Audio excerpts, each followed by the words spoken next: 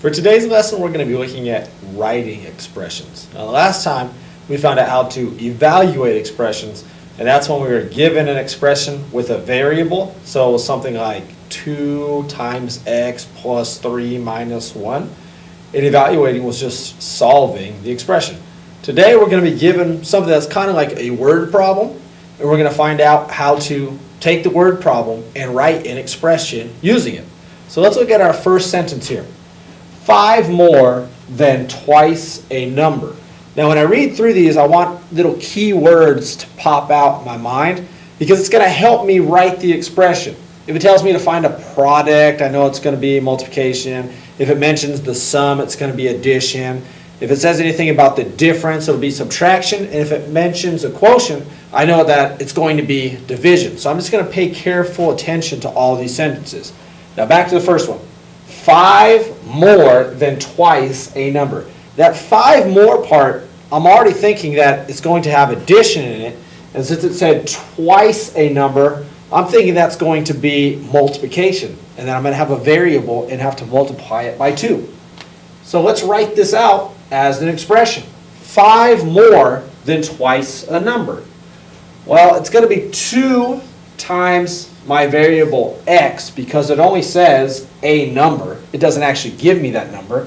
And since it's 5 more, I want to add 5 to it. So to write this expression, it ends up being 2x or 2 times x plus 5. Let's look at the second one.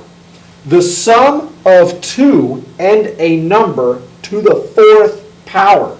So just like I told you before, that key word sum pops up. So I know that this is going to have addition, and it's telling me a number to the 4th power. So I'm going to come up with a variable, and I'm going to put it to the 4th power. So I'm going to do that right now. A number to the 4th power. I don't know what the number is because they didn't tell me. So I will make it an x to the 4th power. That part's already been taken care of. So now it says the sum of 2 and a number to the 4th power. So 2, and since it's the sum, I do addition, it ends up being 2 plus x to the 4th power. Now let's look at 2 more. Now my next 2 problems, I'm going to do the same thing as I did in the first 2 problems. I want to look at for those key words such as quotient, product, difference, sum, times, multiply, anything that's going to help me write my expression.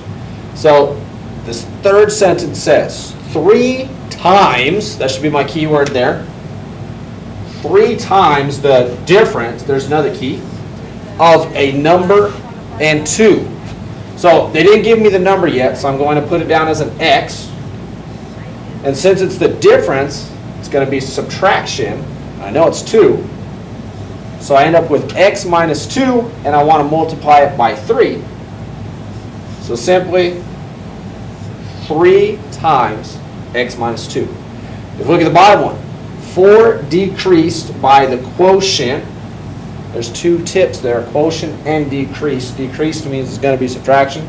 Quotient means there's going to be some division. So 4 decreased by the quotient of a number and 7. So 4 is being decreased by something. So it'll be 4 minus the quotient of a number and 7. A number is always going to be x. And since I'm dividing, what am I dividing by? 7. It ends up being 4 minus x divided by 7.